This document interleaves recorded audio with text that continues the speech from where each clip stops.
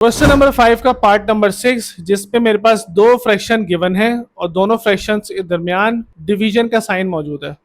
तो इसको मैं किस तरह से सिंप्लीफाई करूंगा। अगर मैं फ्रैक्शन नंबर 1 के डिनोमिनेटर को देखूं तो ये मेरे पास एक एक्सप्रेशन मौजूद है जो कि है Z square minus 4z minus 5। ये एक अलजेब्रिक एक्सप्रेशन है जिसमें मेरे पास तीन टर्म्स मौजूद हैं और इन तीनों टर्म्स में आपस में कुछ भी कॉमन नहीं है।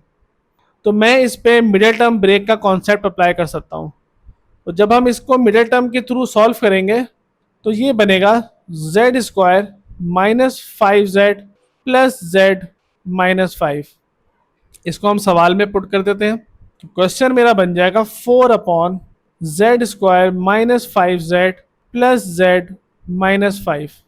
अब इस डिवाइड के साइन को हम चेंज करेंगे मल्टीप्लाई में, और मल्टीप्लाई में चेंज होने के बाद जो मेरे पास सेकंड फ्रैक्शन मौजूद है वो रिवर्स हो जाएगा, यानी कि डिनोमिनेटर और न्यूमरेटर आपस में पोजीशंस को स्वैप कर लेंगे। ये बन जाएगा 4z स्क्वायर माइनस 4 अपॉन 2। अब डिनोमिनेटर में मौजूद इन दोनों टर्म्स में से z कॉमन लूंगा तो ये बन जाएगा मेरे पास 4 अपॉन z कॉमन लिया, अंदर बचा z माइनस 5। इन दोनों टर्म्स में से मैंने 1 कॉमन लिया तो ब्रैकेट में बचा z माइनस 5, बीच में मल्टीप्लाई का साइन। इस न्यूमरेटर को मैं लिख सकता हूँ 2z का होल स्क्वायर माइनस 2 का स्क्वायर अपॉन 2। ये मेरे पास एक फॉर्मूला बनाता है a square minus b square का, जो कि होता है product of a plus b and a minus b के।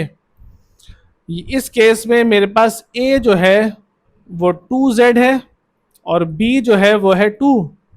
ये बन जाएगा product of 2z plus 2 and 2z minus 2। तो मजीद आगे चलते हैं। फ्रैक्शन नंबर 1 का न्यूमरेटर 4 अपॉन, इसको मैं लिख सकता हूँ फैक्टर्स की फॉर्म में z minus 5 into Z plus 1, जो कि मल्टीप्लाई हो रहा है 2z plus 2 and 2z minus 2 के प्रोडक्ट से, डिवाइडेड बाई 2। अब इस न्यूमरेटर में से मैं दोनों फैक्टर में से 2 कॉमन निकाल सकता हूँ। तो जब इस फैक्टर में से 2 कॉमन निकलेगा तो ये अलग आ जाएगा, और इस फैक्टर से जब 2 कॉमन निकलेगा तो ये अलग आ जाएगा। तो ये दोनों 2 आपस में मल्टीप्लाई होने के बाद बन जाएंगे 4। अब जब इस फैक्टर में से 2 कॉमन निकल गया तो ब्रैकेट के अंदर क्या बचा z प्लस 1। इस फैक्टर में से जब 2 कॉमन निकला तो ये बच गया z माइनस 1 अपॉन 2। पहला फैक्टर एज इट इज आ जाएगा। अब आप देख सकते हैं मेरे पास क्या क्या कुछ कैंसिल आउट हो सकता है। ये फ्रैक्शन नंबर 1 के डिनोमिनेटर में जो z प्लस 1 लिखा हुआ है ये कैंसिल आउट हो जाएगा फ्रैक्शन नंबर 2 में मौजूद z प्लस 1 के साथ। इसी तरह ये 4 कैंसिल आउट हो जाएगा 2 के साथ 2 से।